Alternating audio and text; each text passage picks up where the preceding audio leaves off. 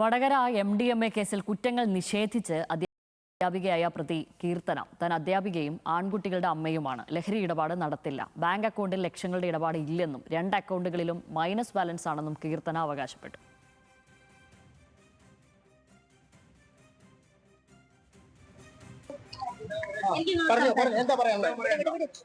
പറയാണ്ട് എന്റെ 2 സ്റ്റേറ്റ്മെന്റും കൊയിലാണ്ടിയും ഗ്രാമീണും കറക്റ്റ് ആയിട്ട് നിങ്ങൾ നോക്കുക. സ്റ്റേറ്റ്മെന്റ് മൈനസ് ആണ്. അന്വേഷണ ഉദ്യോഗസ്ഥർ പറയുന്നതെല്ലാം എല്ലാം സത്യം വിചാരിച്ചിട്ട് മാധ്യമങ്ങൾ അറിയണം സത്യം.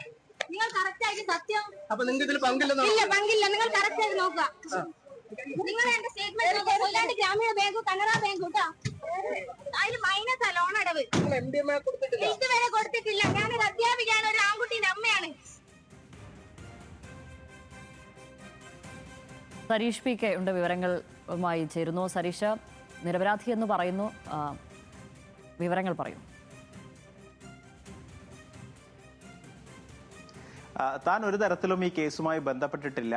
ഈ തന്റെ അക്കൗണ്ടുകളിലേക്ക് ലക്ഷങ്ങൾ വന്നു എന്നുള്ളതാണ് പോലീസ് പറയുന്നത്. പക്ഷേ അങ്ങനെയൊരു പണം തന്റെ അക്കൗണ്ടിലേക്ക് വന്നിട്ടില്ല. ഒന്ന് കൊയിലാണ്ടി കാനറ ബാങ്കാണ്, മറ്റൊന്ന് ഗ്രാമീൺ ബാങ്കാണ്. ഈ 2 അക്കൗണ്ടുകളും കൃത്യമായി മാധ്യമങ്ങൾക്ക് പരിശോധിക്കാൻ അവസരമുണ്ടാകും. അപ്പോൾ മാധ്യമങ്ങൾ പരിശോധിച്ചാൽ അതിൽ 2ലും മൈനസ് ബാലൻസ് ആണ്. എന്ത് കള്ളമാണ് ഈ പോലീസ് പറയുന്നത് എന്ന് മാധ്യമങ്ങളെങ്കിലും തിരിച്ചറിയണം എന്നൊരു കാര്യമാണ് അവർ പറയുന്നത്. അതോടൊപ്പം തന്നെ താൻ ഒരു അധ്യാപികയാണ്, താൻ ഒരു ആൺകുട്ടിയുടെ അമ്മയാണ്. അതുകൊണ്ട് തന്നെ ഇത്തരത്തിലുള്ള ലഹരി കേസുകളിലോ അല്ലെങ്കിൽ ലഹരി വിൽപ്പനയിലോ പങ്കെടുക്കില്ല എന്നുള്ളതാണ് അവർ പറയുന്നത്. പക്ഷേ പോലീസ് കൃത്യമായ തെളിവുകൾ മുന്നോട്ട് കൊണ്ടുപോവുകയും അതിന്റെ അടിസ്ഥാനത്തിലാണ് ഇന്ന് NDPS കോടതിയിൽ ഈ കേസ് പരിഗണിക്കുകയും ചെയ്തത്. ഇന്ന് ഈ കസ്റ്റഡിയിൽ വേണം എന്നൊരു അപേക്ഷയാണ് അന്വേഷണ സംഘം മുന്നോട്ട് വെച്ചത്. 3 ദിവസത്തേക്കായിരുന്നു കസ്റ്റഡി ആവശ്യപ്പെട്ടത്.